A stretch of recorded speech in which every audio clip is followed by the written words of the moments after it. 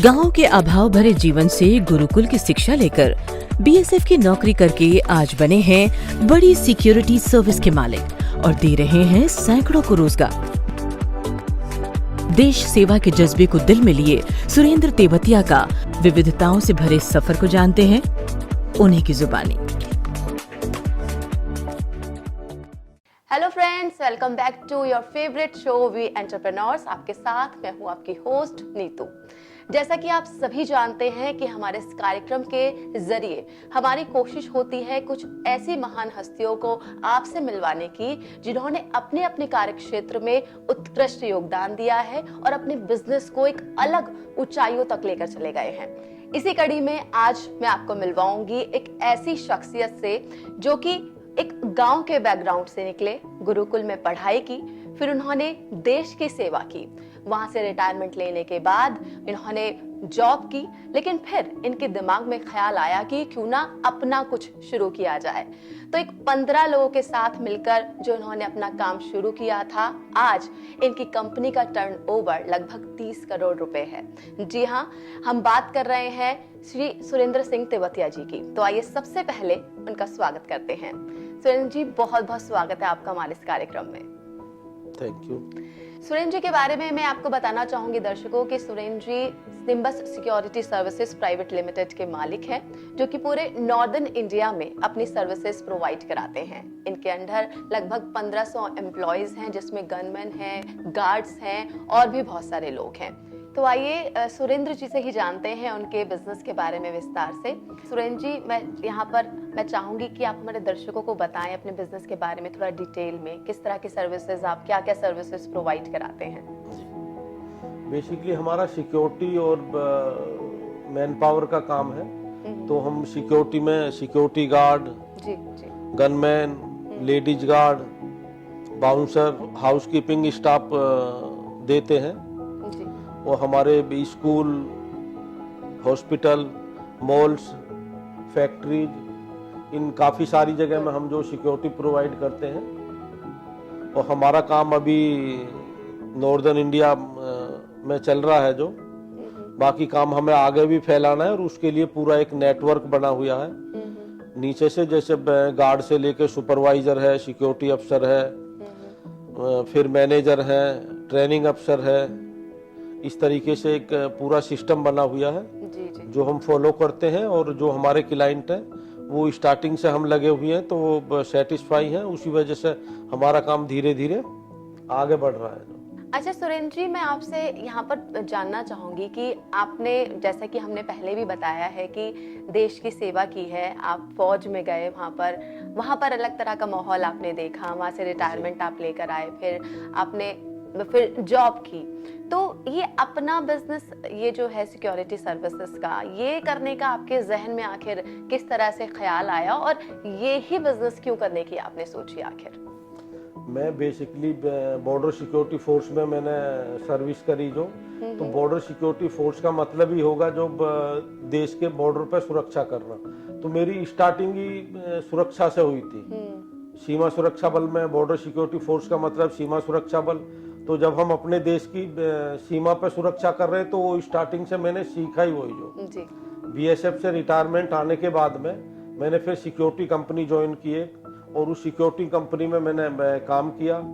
उसके बाद मुझे लगा जब हम सिक्योरिटी कंपनी में काम कर रहे हैं तो बेसिकली मुझे अपने लिए भी काम करना चाहिए। जो जब हम इतना बड़ा काम दूसरे के लिए कर रहे हैं तो क्यों ना हम अपने लिए काम करें। और ये सारी चीज सोच के मैंने जो फिर अपना ये सिक्योरिटी का बिजनेस स्टार्ट किया। जी जी।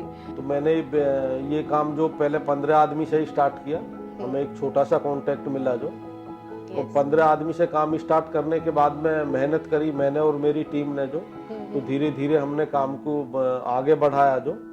और जब आगे बढ़ाए तो एक लेवल पर आने के बाद में हमें लगा यार बड़ी कंपनियों में या बड़े संस्थान में हम उन्हें सिक्योरिटी सर्विस प्रोवाइड करा सकते हैं। तो फिर हमने कंपनी को प्राइवेट लिमिटेड किया जो। और प्राइवेट लिमिटेड करने के बाद फिर हमने काम को धीरे धीरे आगे बढ़ाया जो। तो आज हम यहाँ तक पहुंचे हैं उसी की बदौलत। जी जी, बिल्कुल। जी, वाकई में सुरेंद्र जी आपने बिल्कुल अच्छी बात कही है कि जब देश की सुरक्षा आप कर रहे थे तो वहीं से आपके जहन में ख्याल आया कि क्यों ना जो इंटरनल सिक्योरिटी है हमारे देश के लोगों को ही वो ही प्रोवाइड की जाए, और आपने इस सोच के साथ जो वाकई में काम स्टार्ट किया है, आज इतनी ऊंचाइयों पर आप लेकर गए हैं। लेकिन जब आपने ये काम शुरू किया था सुरेंद्र जी, तो ये मैं आपसे जानना चाहूंगी कि कोई ऐसी प्रेरणा आपको मिली हो या फिर कोई ऐसा पड़ाव आपकी उस जर्नी के दौरान आया हो जब आपको ये लगा हो कि अब सब कैसे होगा, कहाँ से मैं शुरू करूं, कैसे ये सब होगा, तो कुछ ऐसी दुविधा आपके मन में कभी आई ऐसी? जी, ये जब हमने बेसिकली काम स्टार्ट किया तो इस काम में फंड की काफी आवश्यकता पड़ती है बिल्कुल। और लोन वगैरह भी उस समय प्रोवाइड नहीं होते थे। अभी तो गवर्नमेंट ने काफी सारी फैसिलिटी दे रखी है। नया बिजनेस स्टार्ट करने के लिए कोई भी करते हैं अब नया काम, तो अभी तो गवर्नमेंट की तरफ से, बैंक की तरफ से काफी इजी है। उस टाइम पे इतनी आसानी से फंड की व्यवस्था नहीं होती थी। तो बेसिकली हमें सबसे ज्यादा पैसे की तरफ से दिक्कत आई। तो फिर हमें एक बार लगा भाई यार ये तो बहुत मोटा खर्चा, बहुत ज्यादा वो होगा, तो हम इसे कैसे कर पाएंगे। लेकिन फिर यार दोस्तों के सहयोग से और उससे धीरे धीरे हम आगे बढ़े जो। जी जी। तो सुरेंद्र जी, आप अपने ये जो बचपन से लेकर एक सफल बिजनेसमैन बनने की जो जर्नी है उसे किस तरीके से बयां करेंगे, उसे क्या कहेंगे आप? मेरे लिए तो एकदम ये अलग चीज है। हमने कभी सोचा भी नहीं था कि हम इस पड़ाव तक पहुंच पाएंगे, जो कभी सपने भी नहीं देखे थे। लगन, मेहनत और सबसे बड़ी बात दोस्तों का साथ, जिनके बगैर मैं यहाँ तक कभी नहीं पहुंच पाता जो। जी, वाकई में आपने बहुत अच्छी बात यहाँ पर कही है कि कुछ ऐसे सपने जिनके बारे में हमने सोचा भी नहीं होता है, लेकिन जब मेहनत और लगन से हम उनके पीछे लग जाएं तो वो मुश्किल से दिखने वाले ख्वाब भी आसान हो जाते हैं, हम उन मंजिलों को छू लेते हैं। और ऐसी जर्नी में दोस्तों का साथ मिल जाए तो फिर क्या ही बात है। आपकी जो जर्नी की बात करूं मैं, अगर सुरेंद्र जी, अगर मैं बचपन की बात करूं, आपके पिछले टाइम की बात करूं शुरुआत से, तो मैं पढ़ाई के बारे में आपके पूछना चाहूंगी कि तो सुरेंद्र जी गुरुकुल की बात करें तो अब गुरुकुल में कह रहे हैं वहाँ पढ़ाई में मन नहीं लगता था, तो फिर कैसे और कहाँ पे आपका मन लगता था, क्या करते थे आप वहाँ पर? मन तो मेरा फिल्म देखने में लगता था। पढ़ाई में मन मेरा स्टार्टिंग से लगता नहीं था। उसी की वजह से मुझे पिताजी ने जो गुरुकुल में एडमिशन कराया था जो। अच्छा। तो हम गुरुकुल में रहते थे और जब हमें फिल्म देखने की प्लानिंग हम बनाते थे एक दो लड़के मिलके जो, तो गुरुकुल में बेसिकली क्या होता है, एक तैमद हम नीचे बांधते हैं लुंगी, और एक ही ऊपर ओढ़ने के लिए मिलती है गुरुकुल में, और कुछ वैसा नहीं मिलता है भाई। अच्छा। तो अब हम फिल्म देखने जा रहे हैं तो उसके लिए लुंगी और वो तो नहीं चलेगा, तो हम कुर्ता पजामा हाथ में लेके और गुरुकुल की बाउंड्री से कूद के फिर फिल्म देखने के लिए जाते थे जो। और वहां से आने पे जब पकड़े जाते तो गुरुकुल में काफी मार लगती थी। आजकल तो वो कल्चर ही खत्म हो गया जो मार पिटाई का जो। उस टाइम पे काफी पिटाई लगती थी और परिवार वाले भी पीटते थे। अच्छा। गुरुजी वगैरह तो पीटते ही थे जो। अच्छा, और जब घर जाते थे आप गुरुकुल में रहते थे? मैं आपको एक इंटरेस्टिंग किस्सा बताता हूँ। मैं पहली बार जब गुरुकुल से और घर आया तो गुरुजी भी मेरे साथ थे। तो गांव के जो भी बड़े बुजुर्ग मिलते तो मैं उनके पैर छूने की कोशिश करता और वो दूर भागते थे। अच्छा। उन्हें यकीन ही नहीं हो रहा था कि हाँ ये बंदा गुरुकुल में जाने के बाद इतना भी सुधर सकता है कि हाँ यार ये लोगों के पैर छुएगा। अच्छा। या वो चीज मानने में परिवार को और मेरे यार दोस्तों को या गांव वालों को काफी टाइम लगा जो। अच्छा। कि हाँ यार गुरुकुल में जाके ऐसा बंदा भी सुधर सकता है, जब लाइन पे आ सकता है। जी जी, बहुत अच्छी यहाँ पर आपने किस्से बताए हैं, बहुत ही ज्यादा मजेदार। और ये जज्बा जो आपने बताया ना कि फिल्म देखनी थी तो फिर कूद के जा रहे हैं और वो कपड़े भी साथ में लेके जा रहे हैं, वो जज्बा आपका अब शायद बिजनेस में भी अब दिखता है। उसी जज्बे को आपने कायम रखा और अपने बिजनेस को आज इतनी ऊंचाइयों पर आप लेकर गए हैं। और कुछ बताएं अपनी पर्सनल लाइफ के बारे में, अपनी फैमिली के बारे में कुछ बताएं हमें।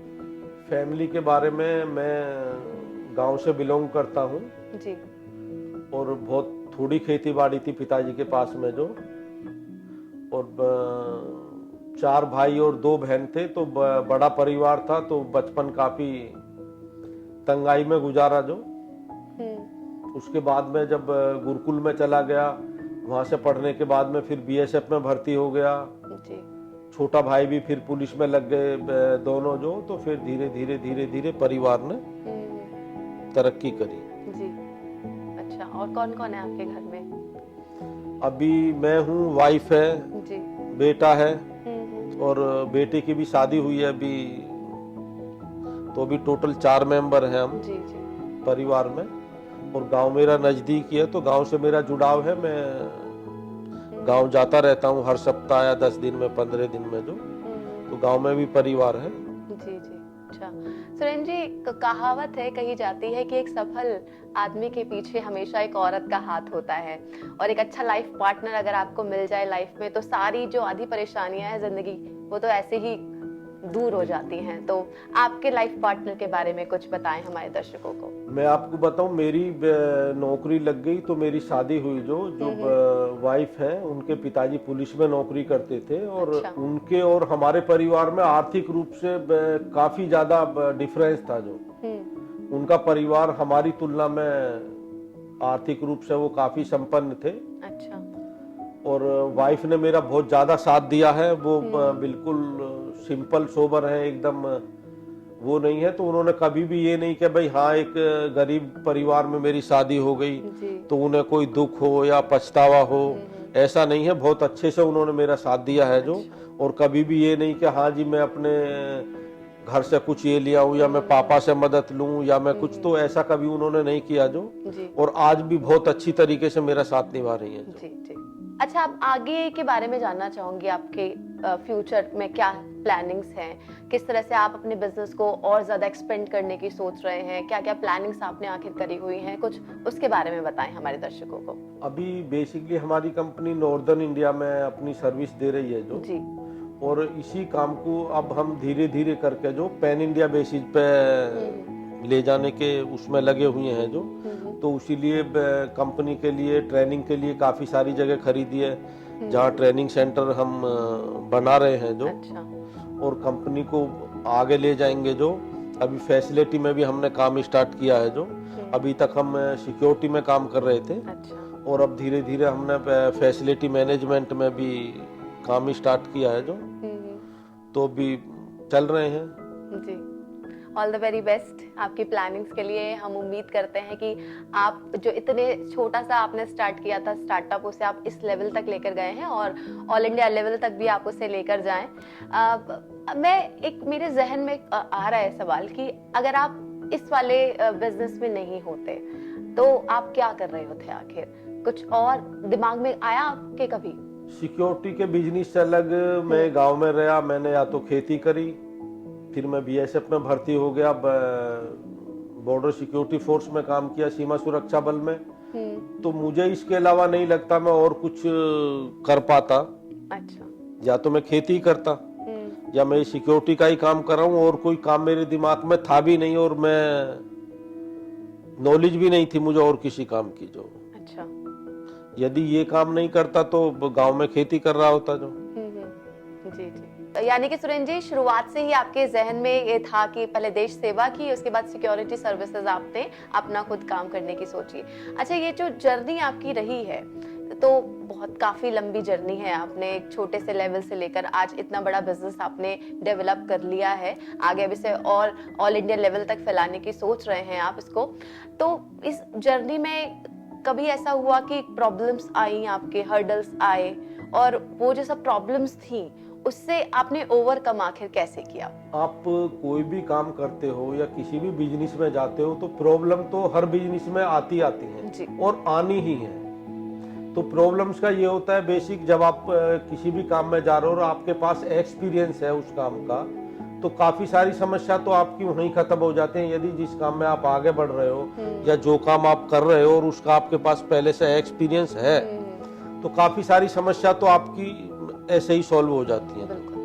बाकी जो समस्या आती हैं उन्हें धीरे धीरे करके, आपकी सही टीम है, मैनेजमेंट आपका सही है, तो काफी हद तक आप समस्याओं को समाधान कर सकते हैं। फिर आपको खुद भी लगना पड़ता है। नया काम जब हम स्टार्ट करते हैं तो उसमें काफी टाइम और काफी एनर्जी देनी पड़ती है। तो काम अच्छे से चलाने के लिए बहुत सारी मेहनत लगती है स्टार्टिंग में जो। बिल्कुल। और ऐसे में आपको परिवार का और यार दोस्तों का भी सपोर्ट मिल जाता है, तो काम काफी आसान हो जाता है जो। तो किस किस तरह की परेशानियां आपके सामने आई इस काम के दौरान? देखो, सिक्योरिटी में काफी सारे चैलेंज है, मैं आपको बताऊं जो। कहीं भी हम किसी को भी गार्ड प्रोवाइड करते हैं तो हर आदमी ये सोचता है भाई मैंने अब ये सिक्योरिटी गार्ड लगा लिए और अब ओवरऑल जिम्मेवारी इस कंपनी की है, और यदि हम उनकी अपेक्षाओं पे खरा नहीं उतरते हैं बिल्कुल।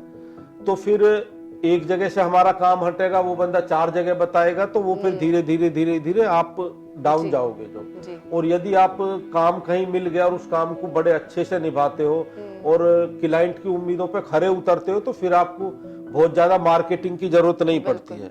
बेसिकली आपका काम जो ऐसे ही आगे बढ़ता जाएगा जो।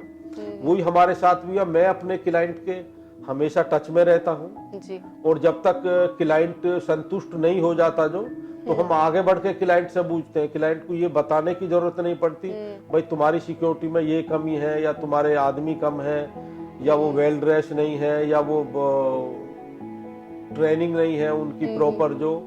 तो हम ऐसी नौबत नहीं आने देते, क्लाइंट से खुद पूछते हैं भाई आप हमारी सर्विस से संतुष्ट हो या कहीं ना कहीं कुछ कमी चल रही है हमारी जो। यदि कमी होती है तो तुरंत हम उन्हें रेक्टिफाई करते हैं, तुरंत ही उनका समाधान करते हैं। ये नहीं होगा भाई हाँ आज हमें कमी बताई किसी ने और हम कहेंगे नहीं जी, उसी टाइम हम उसे करते हैं जो। जी जी जी बिल्कुल। यानी कि फीडबैक आप लेते हैं, कमियां हैं तो उन्हें दूर करते हैं, और बिल्कुल, आपने बिल्कुल, विश्वास बिल्कुल। जीता है लोगों जी, का, जी, जी, और वो जी, भरोसा जीत के ही आज आप इस लेवल पर पहुंचे हैं। वाकई में बहुत बिल्कुल, ही बिल्कुल। ज्यादा बड़ी बात है, क्योंकि ऐसा करना बहुत आसान नहीं होता है, बहुत मेहनत होती है इसके पीछे।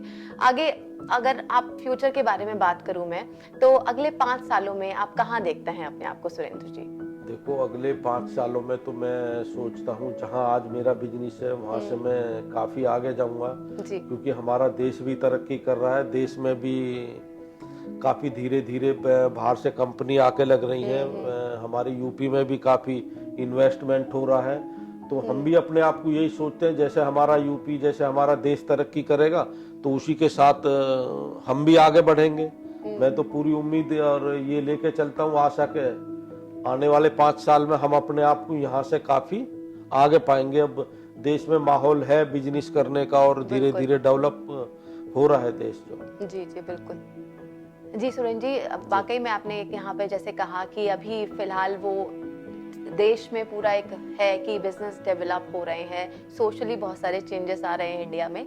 और अगर हम समाज की ही बात करें तो मैं आपसे जानना चाहूंगी कि समाज के प्रति आप अपने दायित्व को कैसे देखते हैं, और उन दायित्व को पूरा करने के लिए फिलहाल आप क्या क्या काम कर रहे हैं सोशली?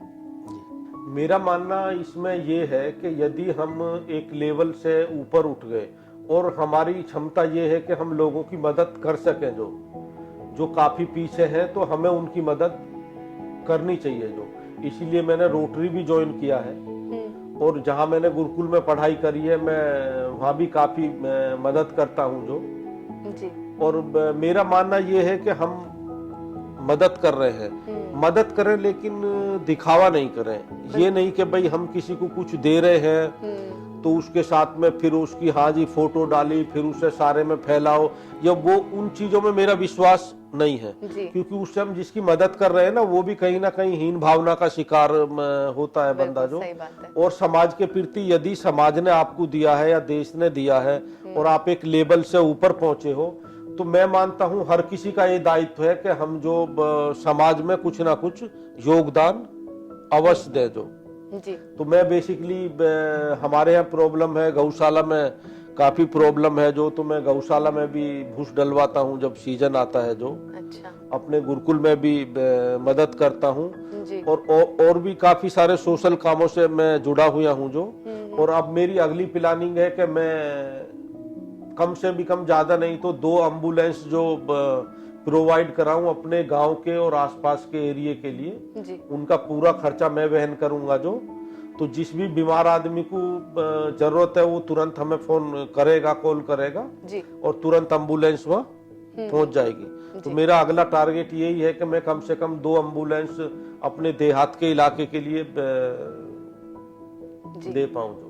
जी जी सुरेंद्र जी, वाकई में बहुत अच्छी मुझे आपकी बात लगी है जो आपने कहा कि समाज के लिए हमारा जो दायित्व है वो हमें पूरा करना चाहिए, जो हमें मिला है समाज से वो वापस करना चाहिए। और एक और चीज जो मुझे सुरेंद्र जी की बहुत अच्छी लगी, इन्होंने इस कहावत को सही साबित कर दिया है कि नेकी कर दरिया में डाल।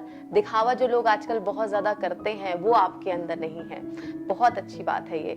सुरेंद्र जी, हमारी लाइफ में हमेशा हम जब भी कुछ बड़ा करने की सोचते हैं तो एक कोई इंसान होता है जिसे हम अपना आदर्श मानते हैं, सोचते हैं कि हाँ मुझे आगे बढ़ना है तो इस इंसान की तरह मुझे कुछ काम करना चाहिए, उसकी तरह सोच बना के रखनी चाहिए, या फिर उसकी तरह मुझे हार्ड वर्क करना चाहिए, खूब मेहनत करनी चाहिए।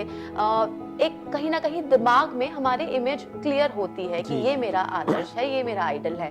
तो आपके लिए आपकी लाइफ में कौन रहा है आदर्श, कौन है आपका आइडल? सबसे पहले तो जो हमारे गुरुजी थे, जिस गुरुकुल में मैं पढ़ा वो उसके प्रधानाचार्य थे। अच्छा। गुरुकुल में प्राचार्य बोलते हैं। जी जी। तो बेसिकली उन्होंने पीएचडी कर रखी थी और उनकी सरकारी नौकरी थी, गवर्नमेंट से ऐड मिलती थी। अच्छा। और उनके पास में काफी सारी जमीन भी थी जो गुरुजी के पास में। तो ना तो उन्होंने शादी करी, ना अपनी जमीन ली परिवार से, जबकि वो काफी धनाढ्य परिवार से बिलोंग करते थे। अच्छा। गुरुजी जो, और उन्हें काफी सारी सैलरी भी मिलती थी। प्रधानाचार्य के पद पे थे वो गुरुकुल में, जो पोस्ट ग्रेजुएट था जो हमारा गुरुकुल था। तो मैं गुरुजी से सीख के भी काफी चीज आगे बढ़ा हूँ। गुरुजी ने अपना पूरा टाइम, पूरी लाइफ समाज के लिए ही लगा दी जो जी। और गुरुजी को बाद में जो हमारे पेंशन मिलती थी वो भी उन्होंने नेक्स्ट गुरुकुल खोला था पूठ में जो। तो पूरा गुरुजी ने अपना जीवन समाज को ही समर्पित कर दिया जो। अच्छा। तो उनके मुकाबले तो हम कुछ भी नहीं कर पा रहे। तो मैंने गुरुजी से भी काफी कुछ सीखा है जो जी। समाज के लिए कि कुछ ना कुछ करना चाहिए जो। बिल्कुल जी। और गुरुजी के अलावा? गुरुजी के अलावा तो मैं बताऊं, जो मैं सबसे ज्यादा जिन्हें मानता हूं, सरदार पटेल जी हैं। अच्छा। वो भी मैंने गुरुकुल में रह के किताब पढ़ी लाइब्रेरी में जो। अच्छा। हाँ, तो मैं उनसे बहुत ज्यादा प्रभावित हूँ, उनकी बातों से, देश के लिए उनके योगदान से जो। और एक चाणक्य के बारे में भी मैंने कई सारी किताब पढ़ी हैं। उनका भी मेरे अंदर बिल्कुल दिल से आदर है। जिस तरीके से उनके अंदर देश प्रेम था, एक देश की भावना थी, और जिस तरीके से उन्होंने अपनी पूरी तपस्या से आगे बढ़ाया, कैसे बढ़ाया, तो वो मेरे लिए बहुत बड़े आदर्श है जो। जी, वाकई में बहुत अच्छी यहाँ पर आपने बात कही है कि जो आपके इंस्पिरेशन रही है कहीं ना कहीं ज्यादातर वो देशभक्ति से जुड़े हुए जो लोग थे ज्यादा, उन्हीं से आपने सीखा है ज्यादा, और आज वो आपके कामों में भी झलक रहा है। आप बिजनेस करने के साथ साथ देश को भी जो आपने लिया है वो लौटा रहे हैं, जो बहुत ही अच्छी बात है। और हमारे जो युवा पीढ़ी है उसको सीखना चाहिए आपसे कि किस तरह अपने तरक्की के साथ साथ हमें देश की तरक्की पर भी ध्यान देना चाहिए। इसी से जुड़ा मैं आपसे कुछ कहूंगी कि आप हमारे जो देश के युवा हैं जो कि इस वक्त आपको देख रहे हैं, उनके लिए आपका क्या मैसेज है? इस मामले में मेरा मानना यह है, एक तो आजकल की जो शिक्षा पद्धति हमारी है, जो मैं मानता हूँ बिल्कुल संस्कार विहीन है, संस्कार नहीं है। गुरुकुल हमारे धीरे धीरे खत्म हो रहे हैं। यदि हम पहले गुरुकुल में पढ़ते थे तो संस्कार के साथ साथ में हमें देश प्रेम की भी शिक्षा मिलती थी। आजकल जो पढ़ाई है, अभी थोड़ी माहौल धीरे धीरे चेंज हो रहा है, नई शिक्षा नीति आ रही है। तो मेरा मानना है कि जब तक आपके प्रति दिल में, युवाओं के प्रति देश प्रेम नहीं होगा ना जो, तो मैं वैसी तरक्की को बहुत ज्यादा अच्छा नहीं मानता जो। यदि हमारे दिल में देश के लिए, राष्ट्र के लिए प्रेम नहीं है और हम खाली अपनी अपनी तरक्की के बारे में सोच रहे हैं, तो वो मेरी नजर में अच्छा नहीं है जी। मैं मानता हूं कि युवाओं को तरक्की भी करनी चाहिए, लेकिन साथ साथ देश प्रेम भी बहुत जरूरी है जो। जी जी जी सुरेंद्र जी, आपने बहुत ही अच्छा संदेश दिया है हमारे युवाओं को कि अपनी तरक्की के साथ साथ हमें जो देश से हमने लिया है उसे भी वापस करना चाहिए, देश की तरक्की के बारे में भी सोचना चाहिए, क्योंकि हम आगे तभी बढ़ पाएंगे जब हमारा इंडिया आगे बढ़ेगा, क्योंकि हमारी तरक्की हमारे देश के साथ ही जुड़ी हुई है। तो उम्मीद है मुझे दर्शकों की आज की हमारी ये बातचीत आपको बहुत पसंद आई होगी और सुरेंद्र जी की लाइफ से आपने भी सीखा होगा बहुत कुछ, किस तरह से एक गांव के बैकग्राउंड से जुड़े होने के बावजूद भी आज वो इतनी बड़ी कंपनी को चला रहे हैं और आगे उनकी प्लानिंग है इसे ऑल इंडिया लेवल पर लेकर जाने की। तो हमें ये सीखने को मिलता है कि अगर हमने एक बार कुछ ठान लिया है, हमारा जज्बा हमसे कुछ भी करा सकता है। तो आज की इस बातचीत में फिलहाल इतना ही, लेकिन जाते जाते हम सुरेंद्र जी से एक रैपिड फायर राउंड यहाँ पर लेना चाहेंगे, तो शुरू करें सर? जी, तो रैपिड फायर राउंड में मेरा जो पहला सवाल है आपसे वो है कि आप किस भगवान को मानते हैं और क्यों? बेसिकली मैं आर्य समाज गुरुकुल में पढ़ा था। पहले मैं नहीं मानता था मूर्ति पूजा जो, जी। लेकिन उसके बाद जब हम बीएसएफ में गए तो बीएसएफ में हर सप्ताह मंदिर परेड होती है जो जी, और वहीं से धीरे धीरे मेरा पूजा पाठ में रुझान हुआ जो, और फिर मैं माता रानी को मानता हूँ जो। अच्छा, कोई ऐसा एक शख्स जिसकी छाप आपके जीवन पर बहुत ज्यादा है? वो बेसिकली मेरी माँ है जी। और मैं माँ से बहुत ज्यादा कनेक्ट था जो, तो उनका मेरे जीवन में बहुत ज्यादा प्रभाव रहा है और उनका जीवन भी बहुत संघर्ष में रहा जो। जी। कोई एक ऐसी लेडी जिससे आप सोचते हो मिलने की, जिससे आपका मिलने का सपना हो? अभी मैं चाहूंगा जो हमारी देश की राष्ट्रपति बनी है जी, मैं चाहूंगा कभी उनसे मेरी मुलाकात हो तो मुझे बहुत अच्छा लगेगा। जी। वो भी बहुत संघर्ष करके और हमारे देश के सर्वोच्च पद तक पहुंची है जो। बिल्कुल जी। एक किताब जो आपको बहुत पसंद हो? चाणक्य नीति। जी। कोई मूवी जो आपको बहुत पसंद हो? मेरी फेवरेट मूवी केसरी है अक्षय कुमार की। जी। फेवरेट डेस्टिनेशन जहाँ पर आप जाना चाहते हैं? मैं पहाड़ों में शांत जगह पे जाना चाहता हूँ। जी। आपका फेवरेट आउटफिट क्या है? कुर्ता पजामा, उनमें मैं बहुत ज्यादा कंफर्टेबल महसूस करता हूँ अपने आप को जो। जी। Favourite food? बेसिकली मैं तो दाल रोटी खाता हूँ जो। गुरुकुल में बीएसएफ में सारी जगह दाल के ही दर्शन हुए तो मुझे सबसे अच्छी दाल ही लगती है। अच्छा, गेम? गेम वॉलीबॉल खेलते थे हम जी। फौज में भी और गुरुकुल में भी, तो वॉलीबॉल काफी पसंद है मुझे और कबड्डी भी काफी खेली है जो। और आपका पैशन? पैशन तो अब यही है, मैं देश के लिए समाज के लिए कुछ कर पाऊं जो। सबसे ज्यादा मेरे दिल में यही है, जिन चीजों से हम गुजरे हैं मेरे आसपास के लोग उन चीजों से ना गुजरे, जो तंगाई जीवन में हमने झेली है वो और लोग ना झेले, उसी में कुछ योगदान कर पाऊं, किसी की समस्या हल कर पाऊं तो। जी। और लास्ट में आपका अल्टीमेट ड्रीम क्या है? नेक्स्ट पीएम के रूप में आप किसे देखते हैं? नेक्स्ट पीएम के रूप में मैं नहीं देखता, पूरा देश देख रहा है जो, और पूरा मुझे विश्वास है कि नेक्स्ट पीएम योगी जी ही बनेंगे जो। जी। ये मेरा मानना है बिल्कुल दिल से, और लोगों को भी चाहिए, और हमें ऐसे आदमी की जिसके अंदर देशभक्ति हो, निस्वार्थ भावना से काम करता हो और जो बहुत लंबा टाइम तक काम करना जानता हो, योगी जी से बेटर मेरी नजर में कोई नहीं है। जी सुरेंद्र जी, वाकई में आपसे बातचीत करके बहुत अच्छा लगा और बहुत सीखने को भी मिला, और मुझे उम्मीद है कि हमारे दर्शकों ने भी आपकी जर्नी से सीखा होगा कि कैसे अपने सपनों को आपको पूरा करना है। आज आप हमारे प्रोग्राम में आए, अपना टाइम दिया, इतनी अच्छी अच्छी बातें बताई, बहुत बहुत शुक्रिया आपका उसके लिए। Thank you. नमस्कार, बहुत बहुत धन्यवाद आपका मुझे यहाँ बुलाने के लिए और अपना समय देने के लिए। दर्शकों, इसी के साथ मैं भी चाहूंगी आपसे इजाजत, लेकिन एक बार फिर से हम आएंगे आपके सामने एक और ऐसी शख्सियत को लेकर जिसकी जर्नी से हमें सीखने को मिलेगा। तब तक के लिए फिलहाल वी एंटरप्रेन्योर को दीजिए इजाजत, लेकिन याद रखिए हमारे चैनल को सब्सक्राइब करना मत भूलिए। नमस्कार।